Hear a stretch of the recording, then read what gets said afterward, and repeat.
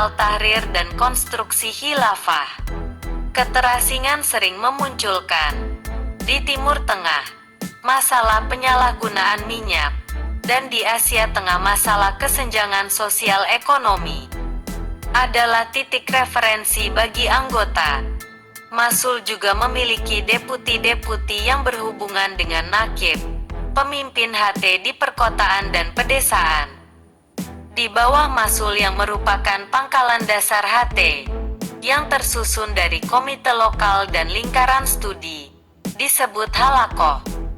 Masing-masing komite lokal diketuai oleh nakib yang ditunjuk oleh komite provinsi.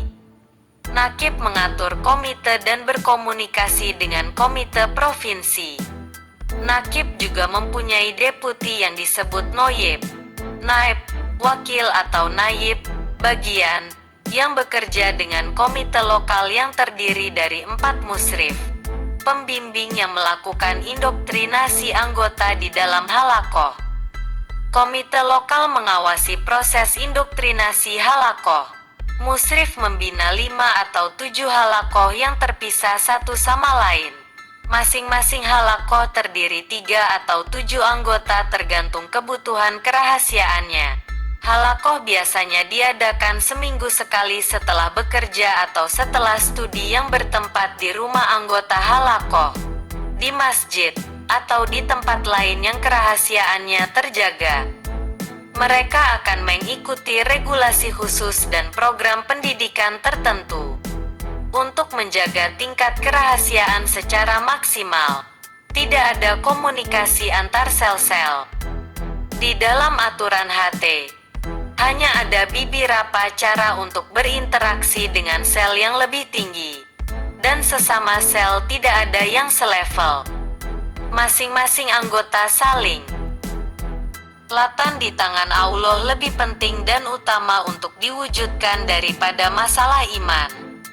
Aktivis HTI sering menyebutnya sebagai masalah hidup dan mati.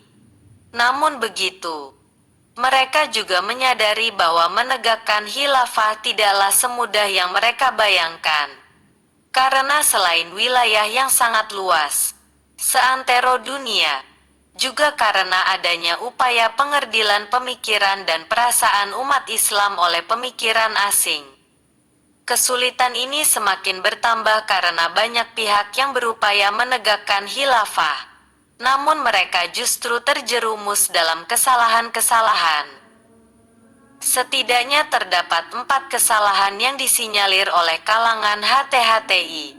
Pertama, gradualisme, yakni gerakan yang mempunyai pemahaman bahwa umat Islam sekarang secara kuantitas sangat besar sehingga mustahil menerapkan aturan Islam secara serta-merta. Oleh sebab itu, penerapan Islam harus dilakukan secara bertahap. Pada umumnya, pemahaman ini melibatkan power sharing dengan pemerintahan yang berkuasa. Akhirnya, perjuangan model gradualisme akan menjerumuskan diri ke dalam sistem tanda merek dagang. Argumen kelompok gradualisme adalah fakta bahwa Al-Quran diturunkan secara gradual dan juga berdasar pada kaidah. Namun, dalam pandangan HT Fiqh argumen-argumen ini sangat kontradiktif dengan hukum syara. Menganggap mustahil hukum Islam diterapkan secara total adalah pemikirannya serta hukum-hukumnya secara lisan dan artifisial, selalu setia kepada kepemimpinannya, selalu menjalankan keputusannya bahkan bertentangan dengan pendapat saya, mengerahkan segala upaya dalam mengejar tujuannya, selama saya menjadi anggota.